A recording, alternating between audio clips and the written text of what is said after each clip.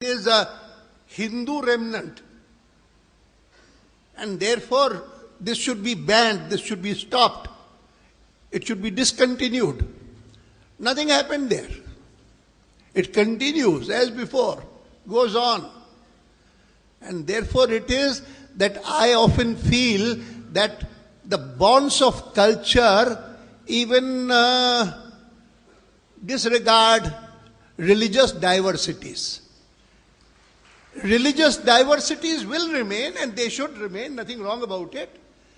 But the bonds of culture should be understood, and they should be really respected. My first experience of what is cultural nationalism came in a very curious way when India got independence. But of course, simultaneously came partition of the country, and because of partition, the small population of Hindus in Sindh it became evident that we have to migrate. And migration started because killings had started in other parts of what became Pakistan. And therefore, migration of Hindus started. And those days, there was a proposal to construct a port like Karachi in Kandla in Gujarat. And there were people there, leaders of the Hindu society, who thought that the Hindus might migrate to Kutch in Gujarat. And my father also started thinking in that way. But my grandmother, who was at that time 80 years old, she told my father that I believe that you are thinking of moving to Gujarat, to Kutch. She said, well, you can go and settle wherever you want, but you take cognizance of the fact that I am 80 years old. I do not know how long I will remain. How many more years, 2 years, 3 years, I am to live for more. I do not know. I would be very happy if you can take me for my last few years to Varanasi, to Kashi, so that when my end comes, I am there on the banks of the Ganga. Now, this is something that is prevalent throughout the country. And these are traits which combine the whole country in a way. When I first went to Surat in Gujarat, I was told about the very good food that is there. And a friend told me that here the proverb circulating is Surat no Jiman, Kashi no Maran. And if you want to have good food, have it in Surat. And if you want to go and die somewhere, go and die in Kashi. Now these are traits which are cultural traits. And because of these cultural traits, including like kite flying, but then there are journalists here, there are media men there who know that kite flying has a very curious meaning. And today when they see that here Narendra Bhai and Advani are here at the Tughlaq function in a state ruled by Jayalalitha ji, kite flying will have so many stories circulating. I would not mind that kind of kite flying, even if it is imaginary, because when I was listening to the Tamil speech by Cho and the translation given to me by Guru Murthy, I felt that he had left nothing to imagination.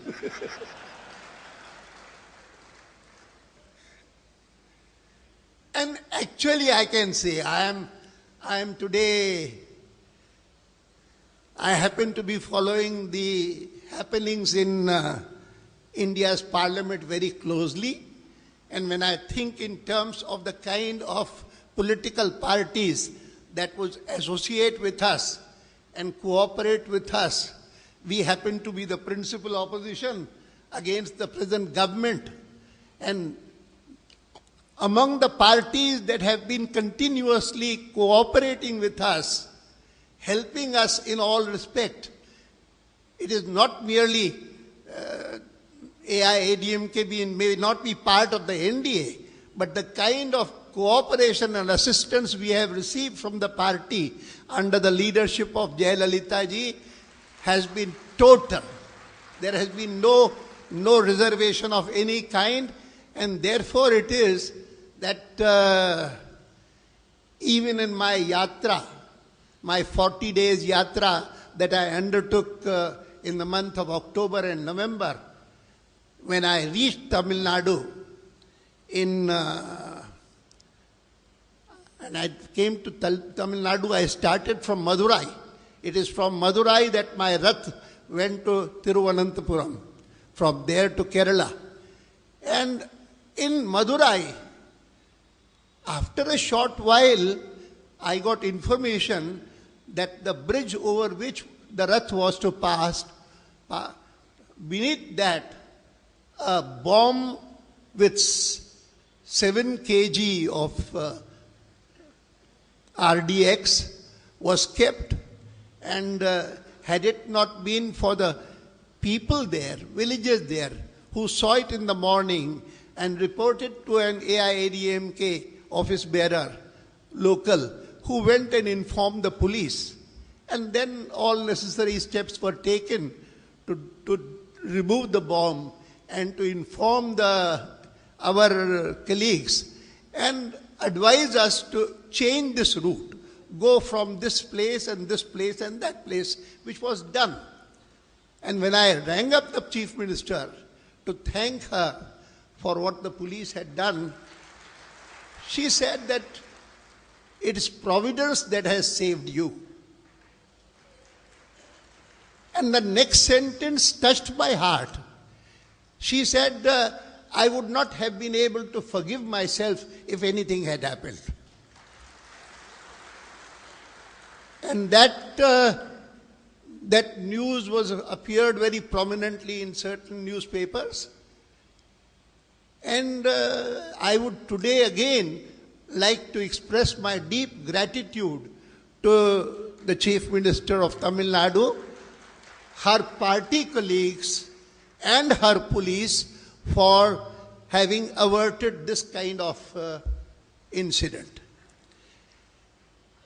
Well, that's the end to kite flying. And now let me proceed to the fact that it's not merely this kind of cooperation that makes me feel that Jayalalitha ji, AIADMK have been functioning as natural allies of my party.